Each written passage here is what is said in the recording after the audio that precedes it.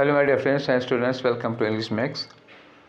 हम लोग एमटीएस का पेपर कर रहे हैं 2021 का, और आज हम लोग करने जा रहे हैं सेट नंबर 47। दैट मीन्स कि we have already discussed 46 sets, ठीक है।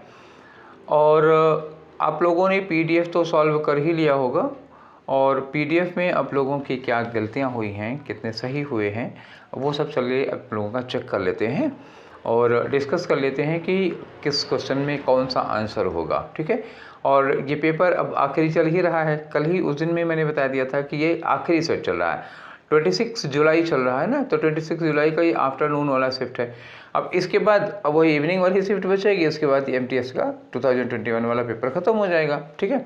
उसके बाद मैंने कहा था सीजीएल स्टार्ट करेंगे, तो ज़्यादा टाइम ना वेस्ट करते हुए चलिए स्टार्ट करते हैं आज का डिस्कशन। और पहला क्वेश्चन देखते हैं कि क्या है आज का, ठीक है। तो ये रहा आपका पहला क्वेश्चन। भैया पहला क्वेश्चन क्या है, देखो इसमें दिया हुआ है एडीएम, ये अंडरलाइन किया हुआ है, यही है एडीएम, इसी की मीनिंग बतानी है। अब पढ़ लो और पूरा सेंटेंस पढ़ लो, क्या हो सकता है कुछ हेल्प मिल जाए। लिखा I try to tell him to think the good times, ठीक है। मैंने उसे बताया, मैंने कोशिश की उसको ये बताने की कि भैया अच्छे दिनों के बारे में, गुड टाइम्स मतलब जब आपके अच्छे दिन थे तब के बारे में सोचो। आगे लिखा है, ये कहा उन्होंने कि that every cloud has a silver lining, every cloud has a silver lining. इसका मतलब क्या होता है कि हर रात के बाद सुबह होती है, हर अंधेरे के बाद उजाला होता है, हर दुख के बाद सुख आता है। तो हर every cloud has a silver lining मतलब क्या हुआ, हर अंधकार में एक प्रकाश की किरण नजर आती है। तो प्रकाश की किरण नजर आने का मतलब क्या हुआ, हर दुख का अंत होने का मतलब क्या हुआ। ऑप्शन ढूंढो, ऑप्शन में क्या हुआ कि डूइंग समथिंग विद, अब लिखा है थारोनेस एंड पैशन, कोई काम आप कर रहे हैं बड़ी गहराई, थारोनेस बड़ी गहराई और बड़े जुनून के साथ कर रहे हैं, भैया ये नहीं है मतलब। आगे लिखा don't cry ever, don't cry over मतलब इस बात पर रोना मत रो, what has happened as it can not be fixed, ठीक है चलो हटाओ नहीं होगा। लिखा treat people the same way as you want to be treated, लोगों से वैसा ही बिहेव करो जैसा तुम अपने साथ चाहते हो कि वो करें। अगर तुम्हें ये लगता है, अगर तुम चाहते हो कि कोई तुम्हारे साथ खराब ढंग से ना बोले, रुडली ना बोले, तो तुम भी दूसरों के साथ रुडली ना बोलो। दूसरों के साथ अच्छे से बोलोगे, दूसरे अच्छे बोलेंगे। तुम दूसरों के साथ रुडली बोलोगे, दूसरे रुडली बोलेंगे। तुम दूसरों को ताना मारोगे, तुम्हें भी लोग ताना मारेंगे। जैसा बोगे वैसा काटोगे, जैसा बोलोगे वैसा सुनोगे। तैयार रहना चाहिए ना आदमी को। तुम्हें मतलब तुम दूसरों को ताना मारो तो तुम बड़े खुश हो जाते हो, बड़े अपने आप को स्मार्ट समझते हो। दूसरा कोई ताना मारे तो बड़ा बुरा लगता है। कह सकते हो तो सुनने की क्षमता रखो, ठीक है। चलो आगे बढ़ते हैं, ठीक है, ये भी नहीं होगा। लिखा every difficult situation has a hopeful aspect of it, her difficult situation, कहा था ना हर मुसीबत में एक प्रकाश की किरण होती है। तो ये चौथा वाला हो गया, समझ में आ गया ना। चलो आगे बढ़ते हैं। तो ये रहा आपका क्वेश्चन नंबर 2। भैया क्वेश्चन नंबर 2 में क्या है बच्चा, क्वेश्चन नंबर 2 में साइनोनियम बताना है किसका, एक्सपोजिटरी। एक्सपोजिटरी का मतलब क्या होता है, जो चीज़ एक्सप्लेन कर देती हो। एक्सप्लेन करना समझ रहे हो, कोई कठिन चीज़ है, जैसे मैं आप लोगों को कोई क्वेश्चन कठिन होता है तो एक्सप्लेन कर देता हूँ, वही एक्सपोजिटरी का मतलब क्या होता है, व्याख्यात्मक, एक्सप्लेनेशनरी, मतलब जो किसी चीज़ को एक्सप्लेन कर देता है। तो बताना साइनोनिम है तो इलस्ट्रेशन, ठीक तो है। इलस्ट्रेट का मतलब होता है किसी चीज़ को एक्सप्लेन कर देना। इलस्ट्रेट मतलब एक्सप्लेन करना, और एक्सपोजिटरी मतलब एक्सप्लेन करना, तो हो गया ये हमारा साइनोनियम। बाकी जो और हैं उनको पढ़ना चाहते हो तो बताऊं, टेम्परामेंटल का मतलब होता है जो तुम्हारे स्वभाव से संबंधित होता है, ठीक है। अगर तुम्हारा टेम्परामेंट, स्वभाव बड़ा जल्दी गुस्सा आने का है तो तुम्हारा टेम्परामेंट है ये। ऑब्लिगेटरी, ऑब्लिगेटरी का मतलब क्या होता है, अनिवार्य, मैंडेटरी कह सकते हो, ऑब्लिगेटरी कह सकते हो, कंपल्सरी कह सकते हो। ड्यूबियस का मतलब क्या होता है, जो डाउटफुल हो, जिस पर शंका की जाती हो। क्लियर, तो आंसर कौन सा हुआ, 1 वाला होगा। और कौन सा होगा, ठीक है। आगे आ जाओ क्वेश्चन नंबर 3 में। 3 में क्या है, ये देखो खाली जगह भरना। The first printed dash of this book came in 1933, in 1933। और इस बुक का पहला प्रिंटेड डैश 1933 में आया था। तो किसी बुक का पहला प्रिंटेड क्या होता है, पहला प्रिंटेड एडिशन होता है ना, पहला प्रिंटेड संस्करण होता है। संस्करण आपको लग रहा होगा कि तो कठिन होगी, इससे अच्छा तो अंग्रेजी ही थी। तो एक्सक्रीशन दिया है, इंसर्शन दिया है, एडिशन दिया है, ये एडिशन दिया है, 2 एडिशन दिए हुए हैं। और ये जो एडिशन है ना तीसरे नंबर पे, ये क्या है 1 + 2 = 3, ये वाला एडिशन है, ऐड करने वाला है। तो ये तो होगा नहीं, किताब में ये वाला एडिशन नहीं होता। किताब में कौन सा वाला एडिशन होता है? चौथा वाला एडिशन होगा, ये संस्करण के लिए होगा। अब रही बात एक्सक्रीशन की, तो एक्सक्रीशन देखो, अगर आप लोगों ने बायो पढ़ा होगा तो जूलॉजी में पढ़ा होगा, जो हमारे सिस्टम्स होते हैं ना, डाइजेस्टिव सिस्टम होता है, ठीक है, उसके बाद एक्सक्रीटरी सिस्टम होता है, जो खाते हो उसको निकालते भी तो जो निकालता है, जैसे पसीना हो गया, मलमूत्र हो गया, तो ये सब क्या होता है, इसी को हम लोग कहते हैं एक्सक्रीटरी सिस्टम। तो एक्सक्रीशन का मतलब क्या होता है? मल त्याग वगैरह या डिफिकेशन को कहते हैं एक्सक्रीशन। उत्सर्जन हो गया, पसीना वगैरह निकलना। और इंसर्शन, इंसर्शन किससे बना? इंसर्ट करना, इंसर्ट INSERT, इंसर्ट का मतलब होता है कोई चीज़ अंदर डाल देना होता है, इंजेक्ट करना होता है। तो इंसर्शन मतलब क्या हुआ? इंजेक्ट करना। तो ठीक है, इंजेक्शन हो गया ये। तो ये दोनों तो लेना देना नहीं है यहाँ पे, मीनिंग मैंने आपको बता दी, क्योंकि कल को हो सकता है इस पर क्वेश्चन पूछ लिया जाए। 2 में कन्फ्यूजन था, एडिशन एडिशन कौन सा वाला एडिशन होगा, तो इसमें ये पहला वाला एडिशन मैथमेटिक्स वाला है, तो ये चौथा वाला एडिशन होगा। क्लियर? ठीक है, आगे चलो, आते हैं क्वेश्चन नंबर 4 पे। तो ठीक है, क्वेश्चन नंबर 4 क्या है भैया? तो ये बताना है आपको, इडियम की मीनिंग बतानी है। लिखा है पुल समवन्स लेग, पुल समवन्स लेग, तो मतलब क्या होता है? टांग खींचना। पुल समवन्स लेग मतलब ये ऐसा मुहावरा, ये एक ऐसा काम है ना, जो सोच लो इंडिया और यूरोप दोनों जगह हुआ करता था, ठीक है। मतलब अगर आप लोग किसी की टांग खींचते हो तो ऐसा मत समझना कि ऐसा केवल इंडिया में होता है। अब सोचो यूरोपियन कंट्रीज में भी होता है, क्योंकि हम हिंदी में हमारी एक मुहावरा है टांग खींचना, और उसका अगर अंग्रेजी में भी इडियम है पुल समवन्स लेग, मतलब this activity was practised not only in India but also in European countries, ठीक है। तो पुल समवन्स लेग मतलब किसी की टांग खींचना, मतलब टांग खींचने का मतलब क्या हुआ यार? कोई पेड़ पे चढ़ रहा है, उसकी टांग पकड़ के खींच ले, ऐसे थोड़े होगा। टांग खींचना का मतलब खिंचाई करना, खिंचाई करने का मतलब आप समझ गए ना, किसी का मजाक बनाना। तो टीज समवन होगा कि प्रोटेक्ट समवन होगा, कि विश समवन लक होगा, कि टू मेक समवन एंग्री होगा। तो टू मेक समवन एंग्री नहीं होगा, क्या होगा? टू टीज समवन, किसी की टांग खींचना, खिंचाई करना, टीज करना होगा। प्रोटेक्ट और विश और किसी को नाराज करना नहीं हो। हाँ, अगर टीज वाला नहीं होता तो एंग्री वाला लगा लेते, लेकिन टीज वाला मिल गया तो वो ज़्यादा बेहतर ऑप्शन है, ठीक है। चलो आगे बढ़ते हैं क्वेश्चन नंबर 5 में। तो क्वेश्चन नंबर 5 क्या कह रहा है? ये 1 वर्ड का क्वेश्चन है। देखो, a person who produces beautiful hand writing, आहा, जहाँ भी राइटिंग आएगा वहाँ क्या लगेगा? ग्राफ, याद रखना, ग्राफ हो गया। टेलीग्राफ, कैलीग्राफ, बहुत सारे ग्राफ होते हैं, तो ग्राफ का मतलब होता है लिखने से हो गया। और ब्यूटीफुल को अंग्रेजी में क्या कहते हैं? कैली, कैली हो गया ब्यूटीफुल। और अगर कहीं लगा दिया जाए कैको, तो कैको मतलब क्या हो जाएगा? अगली, जैसे कैकोफोनिक, जिसकी आवाज़ बहुत खराब होती है। कैकोग्राफिक का मतलब जिसकी स्पेलिंग बहुत खराब होती है, जिसकी राइटिंग कोई समझ में, किसी को समझ में नहीं आए, वो हो जाएगा। तो कैकोग्राफ अगर कह दूं तो क्या हो गया? खराब हैंड राइटिंग, तो ये तो हमें बताना नहीं। कैलीग्राफ का मतलब होता है खूबसूरत राइटिंग, सुंदर राइटिंग। कुछ लोग लिखते हैं ना, एकदम छप जाता है, लगता है आहा, एकदम प्रिंट करके लिख दिया है किसी ने, वाह वाह वाह, ठीक है। तो ऐसे कुछ लोग लिखते हैं, बहुत सुंदर लगता है, मतलब बिना नहीं कुछ समझ में आता तब भी पढ़ने का मन करता है। अच्छा, तो ये तो खैर अच्छी राइटिंग का इफेक्ट है। अब हम लोग ऑप्शन ढूंढते हैं, तो यहाँ ब्यूटीफुल का मतलब हो गया कैली और हैंड राइटिंग हो गया ग्राफ, तो ऑप्शन ढूंढ लो, ये रह गया कैलीग्राफर, ठीक है ना। कोई पर्सन है तो क्या होगा? कैलीग्राफर हो जाएगा। बात समझ में आई? बाकी वाले वर्ड्स को जानना चाहते हो तो भाई काहे नहीं जानोगे, जरूरी है। स्टेनोग्राफर का मतलब समझ रहे हो ना? स्टेनोग्राफर मतलब आशोलिपिक, जो शॉर्ट हैंड वगैरह सीखते हैं लोग, बड़े बड़े अधिकारियों के जो प्यून होते हैं या जो कहते हैं पीए होते हैं, तो आप बोलते जा रहे हो, भाषण देते जा रहे हो, जल्दी जल्दी बोल दिए, वो शार्ट में लिख लेते हैं, बाद में जाके टाइप कर लेते हैं, तो उनको कहते हैं स्टेनोग्राफर, ठीक है। स्टेनो मतलब कोड में लिखते हैं, वो ग्राफर हो गया। फिलोसोफर कौन हो गया? दार्शनिक हो जाता है। कैलीग्राफर अभी बताए ही थे। टाइपोग्राफर का मतलब क्या होगा? टाइपोग्राफर का मतलब ऐसे समझो यार, टाइप करके जो लिखता है, टाइपिस्ट समझो, और क्या। क्लियर? चलो आगे बढ़े। ये रहा आपका आंसर 3 वाला। आगे बढ़ते हैं क्वेश्चन नंबर 6 की ओर, और ये रहा आपका क्वेश्चन नंबर 6। पूछ रहे हैं एंटोनियम किसका? ये कंसोल का एंटोनियम है। कंसोल की यहाँ क्या मीनिंग होगी, जरा पढ़ के देखो। ही सर्टेनली फेल्ड, पक्का वो फेल हो गया। क्या करने में फेल हो गया? कंसोल करने में। कंसोल करना क्या होता है? सांत्वना देना, किसी को सुकून देना, समझाना। तो वो किसी को सांत्वना देने में फेल हो गया, द न्यू किंग, किसको, राजा को, ठीक है।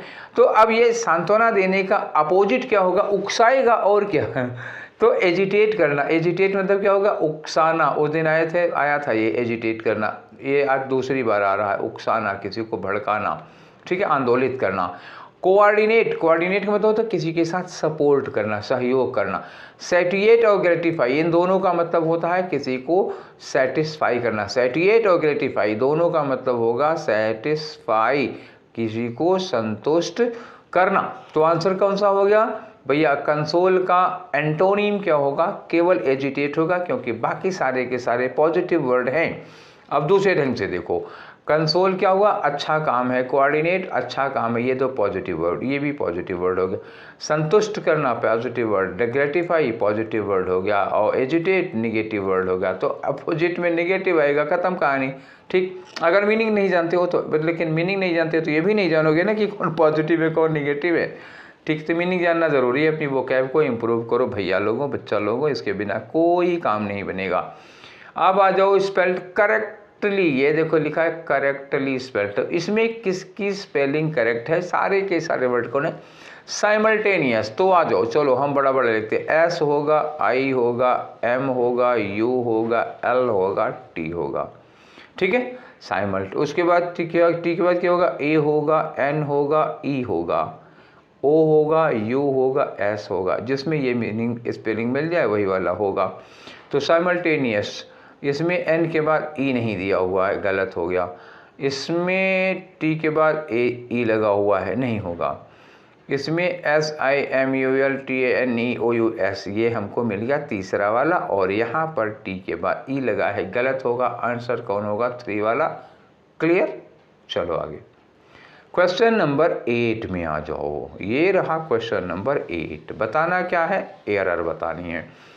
He is successful as a liar, आय हाय हाय हाय, सक्सेसफुल का मतलब क्या हो गया, सफलता, ठीक है, सफलता नहीं, सफल। तो हिज मतलब उसकी सफल, एक लायर के रूप में उसकी सफल होगा, या एक लायर के रूप में उसकी सफलता होगी, बताओ क्या होना चाहिए। तो सफल तो गलत है, एक लायर के रूप में उसकी होनी क्या चाहिए, सफलता, ठीक है। तो सफलता के लिए हमें लिखना पड़ेगा यहाँ पर his success as a liar, क्या होगा, his success as a liar, ना कि सक्सेसफुल। क्लियर, तो गलती कहाँ हुई बच्चा, ये हो गई 4 में, आंसर क्या हुआ आपका 4, ठीक है। आगे बढ़े, आओ क्वेश्चन नंबर 9 पे। तो ये रहा 9 में क्या करना है, वन वर्ड बताना है, किसका बताना, a state of perfect balance, एक ऐसी स्थिति जिसमें आप परफेक्ट बैलेंस हो, इधर उधर पलड़ा एकदम बराबर हो, तो उसको कहते हैं फिजिक्स में इक्विलिब्रियम, संतुलन को कहते हैं इक्विलिब्रियम, ठीक। अगला वर्ड है एक्सटेम्पर। एक्सटेम्पर का मतलब होता है जब आप कोई काम बिना प्रिपरेशन के कर सकते हो। जैसे किसी ने अचानक बैठे हैं, सब लोग बैठे हैं, जब मान लो किसी पार्टी में गए, एक ने उधर से माइक पे अनाउंस कर दिया, अब आपके सामने फलाने आ रहे हैं एक गीत सुनाने, अब अचानक से बुला लिया किसी ने, अब क्या करें। लेकिन कुछ लोग ऐसे होते हैं ना, चाहे जब बुला लो, कभी भी बुला लिया, उठेंगे, जाएंगे, मुस्कराएंगे, हेलो गार्डियंस, उसके बाद सीधे माइक पकड़ेंगे, गुनगुनाना शुरू कर देंगे, ठीक है। तो एक्सटेम्पर होता है जो कोई काम बिना प्रिपरेशन के कर ले, भाषण दे ले बिना प्रिपरेशन के, टेस्ट दे ले बिना प्रिपरेशन के, गाना गा ले बिना प्रिपरेशन के, वो होता है एक्सटेम्पर, ठीक है। तो a person who can deliver a lecture without previous preparation. Medieval का मतलब होता है मध्यकालीन, और इर्रिलेवेंट का मतलब जिसका कोई लेना देना नहीं है। इर्रिलेवेंट मतलब नॉट रिलेटेड, अप्रासंगिक कह सकते हो, इम्पर्टिनेंट भी कह सकते हो। तो आपका आंसर कौन सा होगा इसमें, फर्स्ट वाला, perfect state of perfect balance equilibrium. तो अब आते हैं क्वेश्चन नंबर 10 पर, ठीक है। अब तो हक बनता है ना, आ गए, ठीक है। एंटोनिम बताना है किसका, एडमायरेबल। एडमायर में देखो भैया एक वर्ड है एडमायर हमारा। एडमायर का मतलब होता है किसी की प्रशंसा करना। अब इसमें ABL लगा दोगे तो प्रशंसा करने के लायक हो जाएगा, एडमायरेबल हो गया। एडमायर को दूसरे वर्ड में कह सकते हो, प्रेज कह सकते हो। प्रेज का मतलब प्रशंसा करना, इसमें वर्थी लगा दो तो प्रेज वर्थी हो जाएगा, ठीक है। एडमायरेबल हो गया, प्रेस वर्थी हो गया। और एक्सटॉल होता है एक वर्ड, एक्सटॉल का मतलब भी होता है प्रशंसा करना। ठीक है। एप्रिसिएट होता है एक वर्ड, APPRECIATE, एप्रिसिएट का मतलब होता है। और कमेंड होता है CUMMEND, ये भी तारीफ करने के लिए हो जाता है। ठीक है, तो बड़े सारे वर्ड हैं प्रशंसा के लिए, तारीफ के लिए। ठीक है, तो एडमिरेबल हो गया। इसका अपोजिट क्या होगा, मतलब तारीफ करने का उल्टा क्या होगा, आरोप लगाना। और क्या आरोप लगाने में क्या होगा, ब्लेम वर्थी, मतलब जिस पर आरोप लगाने, जो आरोप लगाने लायक हो, जिस पर आरोप लगाया जा सके, तो ये हो गया आपका एंटोनीम। प्रैक्टिकल का मतलब क्या होता है, जिसको हम अपनी लाइफ में अपना सकते हैं, एप्लीकेबल होगा। प्रैग्मेटिक होता है। रीजनेबल का मतलब क्या होता है, जो उचित होता है तर्क के आधार पर। टॉलरेंट का मतलब क्या होता है, टॉलरेट मतलब होता है बर्दाश्त करना। टॉलरेंट मतलब ऐसा व्यक्ति होगा जो कष्ट को बर्दाश्त कर सकता हो, किसी बात को सहन कर सकता हो, वो हो जाएगा टॉलरेंट। ठीक है, चारों का मतलब समझ गए। और आंसर कौन सा होगा, फर्स्ट वाला। Let's proceed to the next. ठीक है, और नेक्स्ट क्वेश्चन क्या होगा आपका, क्वेश्चन नंबर 11। तो ये रहा आपका 11 और क्या रहा है, एरर बताओ। माई सिस्टर कॉल्ड मी, बहन ने बुलाया, कोई बात नहीं। फॉर माई लंच आवर्स, हैं लंच आवर्स के लिए बुलाया, नहीं ठीक नहीं है। क्यों बुलाया, to tell me that she was getting married. ओहो, बहन ने कॉल मतलब ये बुलाया नहीं है, फ़ोन किया। बहन ने मेरे लंच आवर्स में फ़ोन किया ये बताने के लिए कि वो शादी करने जा रही है। ओह ठीक है, तो कॉल्ड मी ये मतलब होता है फ़ोन किया। कॉल्ड मी लंच आवर्स में, मतलब जब लंच करते हैं ना 12 से 1, 1 से 2 के बीच में जब लंच करते हैं, तो लंच आवर्स में उसने फ़ोन किया था। तो भैया लंच के लिए देखो, इसको अगर कोई किसी को इनवाइट करता है, ध्यान रखना, इनवाइट किया लंच पे, इनवाइट डैश लंच, तो इनवाइट किया जाएगा तो टू लगेगा। ठीक है ना। किसी ने कॉल वगैरह की, ठीक है, तो क्या लगाओगे, एट लंच। ठीक है, पॉइंट ऑफ टाइम हो गया। लेकिन अगर किसी ने कॉल किया डैश लंच आवर्स, लंच के साथ क्या लिखा है, आवर्स। अब आवर्स देखो, ये आवर्स प्लूरल हो गया ना, प्लूरल। लंच आवर होता तो एट लगता, लंच आवर्स लिखा है तो 2-3 घंटे का टाइम हो जाएगा, तब क्या लगाओगे, यहाँ पर इन यूज करोगे। केवल लंच आवर लिखा होता तो लंच आवर 1 घंटे का होगा, लंच आवर पे एट लगेगा, और लंच आवर्स लिखा है। ठीक है, मैं इसको क्लियर करके एक बार फिर आप लोगों को दिखाता हूँ। ये देखो, ये लिखा है लंच के साथ आवर्स, प्लूरल में है ना, लंच आवर्स प्लूरल में हो गया तो फार नहीं होगा, तो क्या लगेगा, इन होगा। लंच आवर्स में उसने मुझे कॉल किया था। ये रहा आपकी एरर और ये रहा आपका आंसर। ठीक है, चले आगे आ जाओ। क्वेश्चन नंबर 12 है। 12 में क्या कह रहे हैं, वही इम्प्रूवमेंट की बात है। द इनमीज हैव क्रॉस, अरे यार वही एक ही कहानी, इनके पास और कुछ है नहीं क्या। हैज, फिर से समझो, हैव और हैड, इसके बाद जब हम वर्ब यूज करते हैं तो किसमें, थर्ड फॉर्म में 10 बार बता चुका हूँ।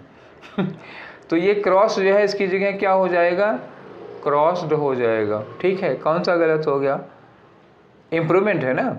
और इनमीज प्लूरल में है तो हैव लगेगा ही लगेगा। हैव क्रॉस्ड किस में होगा, ये वाला है, हैव क्रॉस्ड। हैज सिंगुलर हो जाएगा ना, इनमीज के लिए लग नहीं पाएगा, और हैव के साथ आईएनजी फॉर्म लगता नहीं है, तो ये आपका दूसरा वाला ठीक होगा। ठीक, अब इतना ईजी सा क्वेश्चन, इसमें क्या एक्सप्लेन करें यार। 13 में आ जाओ, करेक्टली स्पेल्ड वर्ड, एक वर्ड है, चारों वर्ड तो एक ही है जी।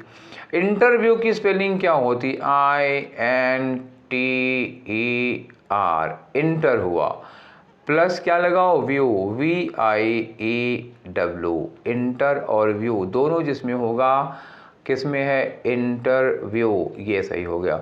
इंटरव्यू में आई नहीं है, गलत हो गया। इसमें इंटर TRE लगा दिया, ये गलत है। इसमें TERVEI हो, ये भी गलत हो गया। तो कोई पहला वाला ही सही है और कोई नहीं है। ठीक है, आ जाओ क्वेश्चन नंबर 14 में। क्वेश्चन नंबर 14 में खाली जगह भरो, तो क्या लिखा है, consumers are not ready to purchase this citrus food. Citrus का मतलब क्या होता है ना, खट्टा, संतरे जैसा। संतरा तो कभी कभी थोड़ा कम खट्टा लगता है, नींबू समझ लो, खट्टा। तो consumers are not ready to purchase this citrus fruit at such a dash price. देखो, नॉट रेडी टू परचेज, अगर खरीदने के लिए तैयार नहीं है तो इसका मतलब कीमत क्या है, ऊंची है। एट अ डैश प्राइस, और प्राइस में नाउन क्या हो, प्राइस क्या हो गया, प्राइस है नाउन, तो इसके पहले क्या लगाना पड़ेगा, एडजेक्टिव। तो एडजेक्टिव में क्या लगाओगे, पॉजिटिव डिग्री लगाओगे ना, यहाँ आ लगा हुआ है। चलो मैं सारी कहानी आपको सुना चुका, अब यहाँ आ जाओ। यहाँ आ लगा हुआ है तो सुपरलेटिव नहीं लगेगा, ठीक है। अच्छा, कंपैरिजन हो नहीं रहा तो हायर नहीं लगेगा। हाईली प्राइस नहीं होता क्योंकि ये एडवर्ब हो जाएगा, यही हाई होगा जो कि एडजेक्टिव है, एट हाई प्राइस, ठीक है। कौन सा होगा, 4 नंबर। आगे बढ़े, चलो बढ़ते हैं। तो आओ क्वेश्चन नंबर 15 में। तो क्वेश्चन नंबर 15 भैया क्या है, देखो एरर का क्वेश्चन है, आ जाओ। Other South African cities, other south में ये करो, डिटरमिनर वाले में बताया था ना, अदर के साथ प्लूरल नाउन लगता है, तो other South African cities plural हो गया। Only had one venue for staging exhibitions, उनके पास है केवल एक ही वेन्यू, एक ही जगह है, फार के साथ आईएनजी फॉर्म लिखा, ठीक है, एग्जीबिशंस और इंटरनेशनल्स इवेंट्स, ओए होए होए, इंटरनेशनल्स इवेंट्स नहीं होता, इंटरनेशनल इवेंट्स होता। इवेंट्स क्या है, नाउन है, इसके पहले एडजेक्टिव चाहिए, इंटरनेशनल इवेंट्स, तो ये एस गलत हुआ। एट हाईली स्टैंडर्ड, फिर वही बात आई यार, स्टैंडर्ड नाउन हो गया तो हाईली स्टैंडर्ड नहीं, क्या होगा, हाई स्टैंडर्ड होगा। दो गलतियां हैं, international events at high standard, तो ये इंटरनेशनल से यहाँ गलत हो गया, एट हाईली गलत हो गया, तो आंसर कौन सा हो गया, 2, इत्तफाकन दोनों एक ही में दिया हुआ है, ठीक है। आगे बढ़ाते हैं, क्वेश्चन नंबर 16 में आ जाओ। 16 क्या है, फिर से खा लीजिएगा। I dash home before she arrived, याद करो ये बिफोर लगा हुआ है, यहाँ सब्जेक्ट और वर्ब लगी है, वर्ब की सेकेंड फॉर्म है। तो कहानी याद है आप लोगों को जो मैंने बताई थी, एक बिफोर है, बिफोर के बाद क्या होता है, बिफोर के बाद इंडेफिनिट अगर हुआ तो बिफोर के पहले क्या हो जाएगा, परफेक्ट टेंस हो जाएगा। तो बिफोर के बाद इंडेफिनिट क्या है, पास्ट का इंडेफिनिट है, तो बिफोर के पहले परफेक्ट किसका होगा, पास्ट का परफेक्ट होगा। अब पास्ट के परफेक्ट में आ जाओ तो क्या लगेगा आपका, हैड लेफ्ट। ये एक रूल है टेंस का, जिसको कन्फ्यूजन हो वो मेरे टेंस के सारे वीडियोस देख लो, कहानी खत्म हो जाएगी, इस तरह की कोई गलती नहीं होगी, ठीक है। समझ गए बात को, आगे आ जाओ, नेक्स्ट क्वेश्चन बढ़ते हैं। क्वेश्चन नंबर 17 आ जाओ। साइनोनिम बताना है किसका, स्पार्कलिंग का। स्पार्कल करना क्या होता है भाई, स्पार्कल का मतलब एक कल या परसों वाले में भी था ना, मैंने शायद कल वाले में था। स्पार्कल का मतलब क्या होता है, चमक, ठीक है ना, उसमें भी, उसमें यही भरना था, वो क्लोज टेस्ट में दिया हुआ था, उसमें था चमक लगाना था, स्पार्कल था। अरे आप स्पार्कल पेन यूज करते हैं ना, तो स्पार्कल पेन क्या करती है, चमकती है, वहीं से समझ लो ना, स्पार्कल का मतलब हो गया चमक, ठीक है। तो अब डिसमल का मतलब क्या होता है, डिसमल का मतलब होपलेस होता है, निराशाजनक, डिसअपॉइंटिंग, डिस्गस्टिंग हो जाएगा। मफल, जाड़े में मफलर यूज करते हो कि नहीं करते हो, मफलर क्या करता है, कान को ढकता है, तो मफलर कान को ढकता है, उसी में मफल्ड वर्ब बन गई, तो इसका मतलब क्या हुआ, कवर करना, ढक लेना, ठीक है। ग्लीम का मतलब क्या होता है, चमकना, ग्लीम का मतलब क्या होता है, चमकना, या कह सकते हो साइन। आप बताओ स्पार्कलिंग और ग्लीमिंग हो गया कि नहीं होगा, स्पार्कलिंग ग्लीमिंग पूछा, साइनोनियम है, तो आंसर कौन सा हो गया, 3 वाला हो गया। अनएक्साइटिंग, एक्साइटिंग का मतलब जिसमें खूब जोश आ जाए, अनएक्साइटिंग का मतलब जिसमें कोई जोश नहीं आता है, ठीक है, तो आंसर हो गया ना। चलो आगे बढ़ते हैं, क्वेश्चन नंबर 18 में, ये रहा आपका 18, खाली जगह भरो। लिखा है please don't dash anyone that I came to your birthday party, please किसी को ये मत बताना कि मैं तुम्हारी बर्थडे पार्टी में आया था, ठीक, किसी को मत बताना। तो डोंट के साथ क्या लगाओगे, वर्ब की फर्स्ट फॉर्म, बहुत बार कह चुका हूँ, तो ठीक है, ये डोंट लगा, डोंट के साथ वर्ब की फर्स्ट फॉर्म लगानी है, टोल्ड वर्ब की फर्स्ट फॉर्म, तो टोल्ड वर्ब की फर्स्ट फॉर्म है नहीं, सेड वर्ब की फर्स्ट फॉर्म है नहीं। 2 ऑप्शन बचा है आपके पास, टेल का और से का, तो जिससे बताते हैं से के बाद टू लगाना पड़ता है ना, please don't say to anyone, to नहीं लगा हुआ है तो क्या लगाओगे, टेल लगाओगे, क्लियर। इनडायरेक्ट है ना, देखो ये दैट के साथ लगा हुआ, इनडायरेक्ट बना हुआ, तो टेल लगाना पड़ेगा, से नहीं होगा, से के साथ टू लगाना पड़ता, तो हो गया आपका आंसर कौन सा होगा, 3 वाला। एनी डाउट्स, परहैप्स नॉट, ठीक है, मैं ही पूछ रहा हूँ, मैं ही बता रहा हूँ। 19 में आओ भैया, 19 में क्या है, एंटोनियम बताना है किसका, सेक्लूड का। सेक्लूड, देखो कुछ वर्ड होते हैं क्लूड से बनाओ, क्लूड में एक वर्ड होता इंक्लूड, ठीक है, क्लूड मतलब मिलाना, इंक्लूड मतलब हो गया आपस में शामिल करना, एक्सक्लूड का मतलब क्या हुआ, निकाल दो, बाहर कर दो। इसी कंक्लूड मतलब साथ में निष्कर्ष पे आ जाओ सब लोग। सिक्लूड का मतलब भी क्या होता है, अलग करना। सिक्लूड मतलब क्या हुआ, अलग कर देना, ठीक है ना, ये होगा अलग करना।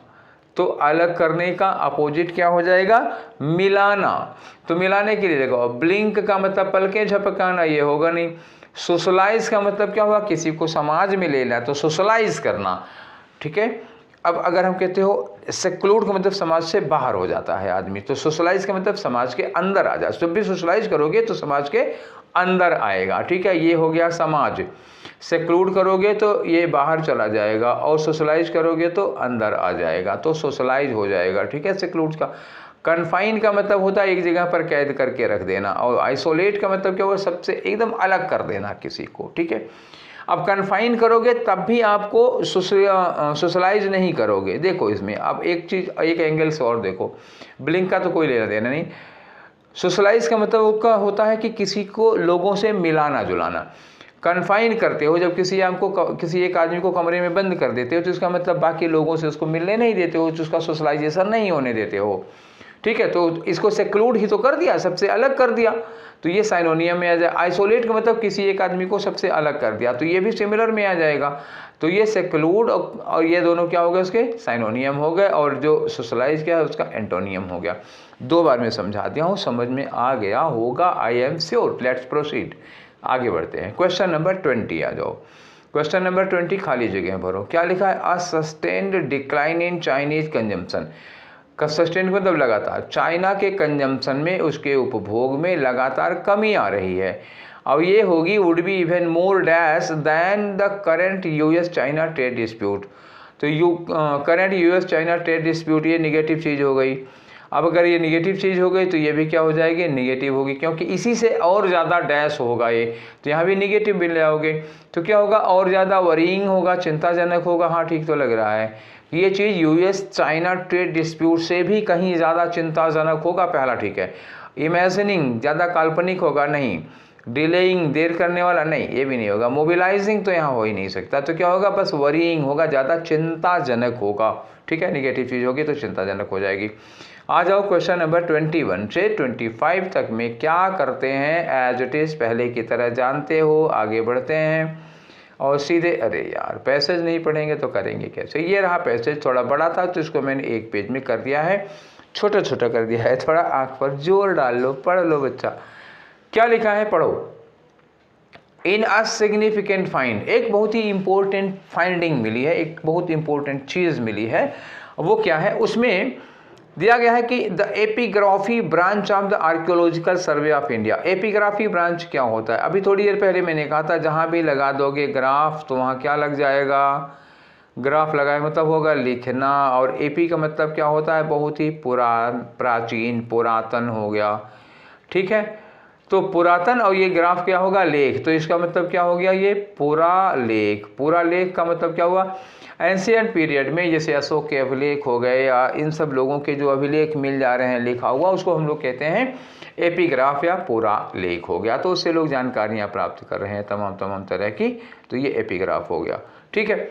तो आ जाओ, एक सिग्निफिकेंट फाइंडिंग मिली है कि epigraphy branch of the archaeological survey of India, India का जो आर्कियोलॉजिकल सर्वे, आर्कियोलॉजिकल मतलब क्या, पुरातत्व की खोज करते हैं लोग, तो उसकी जो एपिग्राफी ब्रांच है, जो पूरा प्राचीन लेखों को पढ़ती है, वो वाली ब्रांच, डैश डिस्कवर्ड ये वर्ब की सेकेंड फॉर्म है। तो अब ये सेकेंड फॉर्म नहीं, थर्ड फॉर्म होगी, क्योंकि अगर ये वर्ब की सेकेंड फॉर्म होती तो यहाँ कुछ खाली जगह ही ना दी होती। तो इसका मतलब ये वर्ब की थर्ड फॉर्म है, तो यहाँ क्या लगा होगा, यहाँ हैज हैव हैड में से कुछ लगाओगे, ठीक है।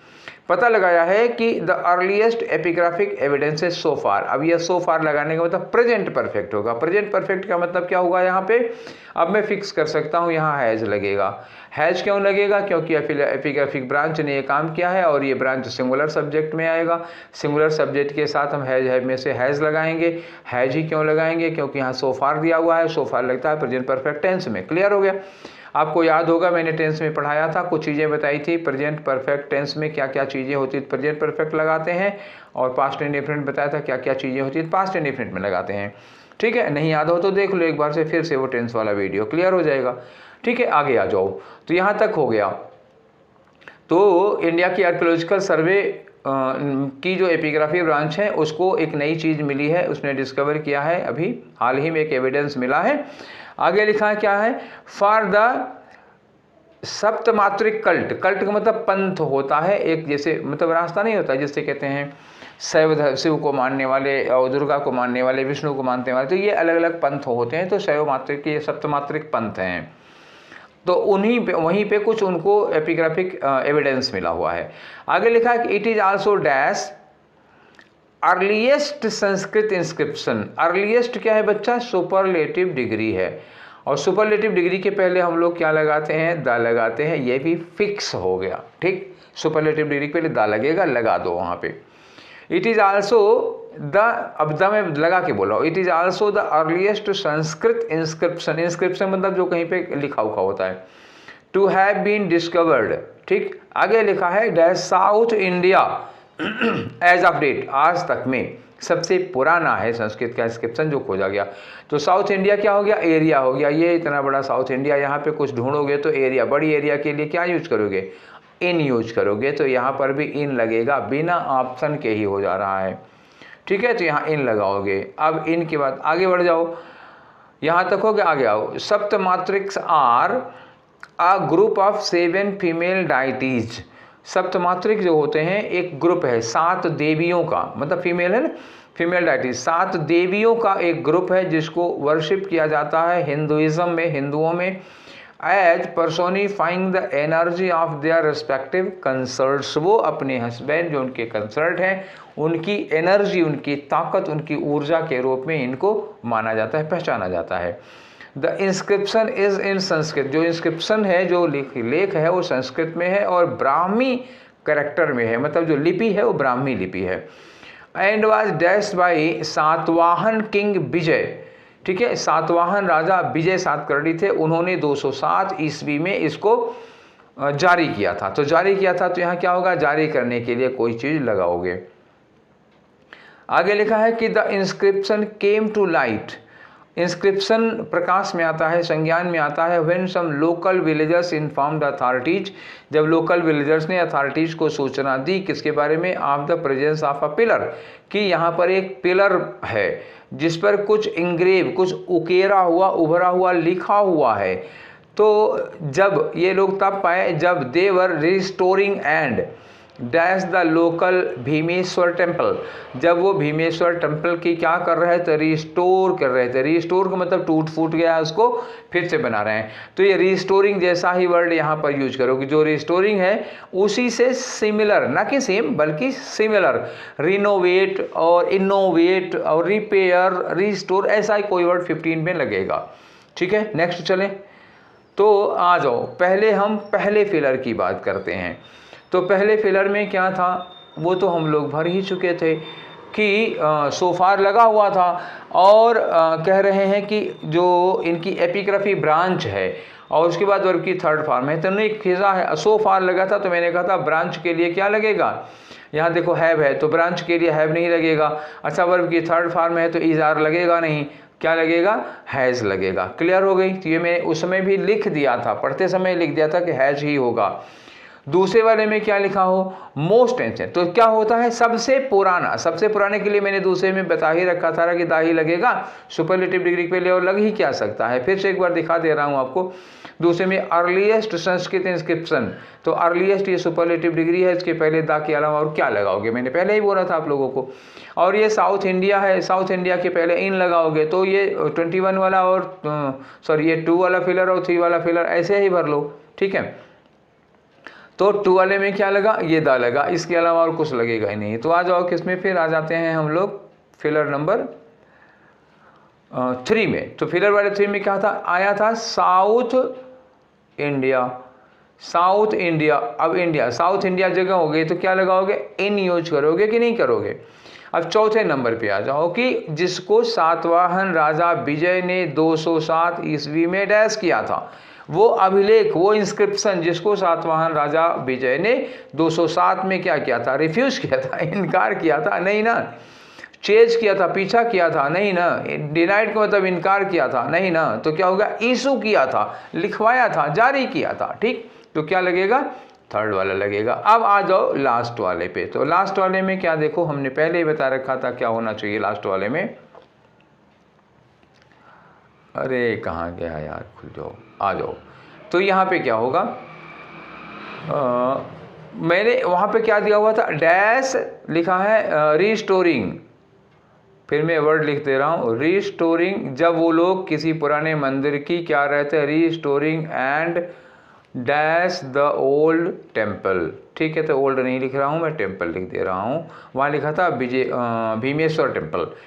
तो रीस्टोरिंग एंड, जब मैंने कहा था एंड के आगे पीछे एक जैसी चीज़ें होती हैं ना, तो आगे पीछे एक जैसी चीज़ें होंगी, तो रीस्टोर कर रहे हैं तो क्या करोगे, इसमें रिपेयर करोगे, और क्या करोगे, तो उसके रिस्टोर के साथ में रिपेयर ही लगेगा, रिमूव करेंगे नहीं, प्रेइंग करेंगे नहीं, हीलिंग करेंगे नहीं, क्योंकि इसी से मिलता जुलता वर्ड यहाँ पर लगाना है। तो हो गया कि नहीं हो गया 25। चलो मैं एक बार दिखा देता हूँ फिर इसको, ये किया आपका क्लियर, देखो यहाँ पे दिया है ना, रिस्टोरिंग एंड डैश, तो रिपेयरिंग ही लगोगे कि नहीं करोगे, यहाँ पे क्लियर हो गया। तो ये हो गए आपके 25 क्वेश्चंस, किसके, 47 के। एक बचा है, पूरा MTS होने वाला है। कुछ बच्चों ने कहा था कि सर MTS ख़त्म कर दीजिएगा, बच्चा मेरा वादा पूरा हुआ, मैंने ख़त्म कर दिया, एक और बचा हुआ है, कल वो भी फिनिश कर दूंगा, ठीक है। तो ये सेशन आप लोगों को कैसे लगे, आप हमको इन्फॉर्म करिएगा, और फिर मिलेंगे कल लास्ट वाले सेशन में। उसके बाद कोई नई चीज़ शुरू करेंगे, तो बातें ढेर सारी कल करेंगे, कल आप लोगों से कुछ पूछेंगे, ठीक है। तो फिर मिलते हैं कल वाले सेशन में। Till take care, thank you.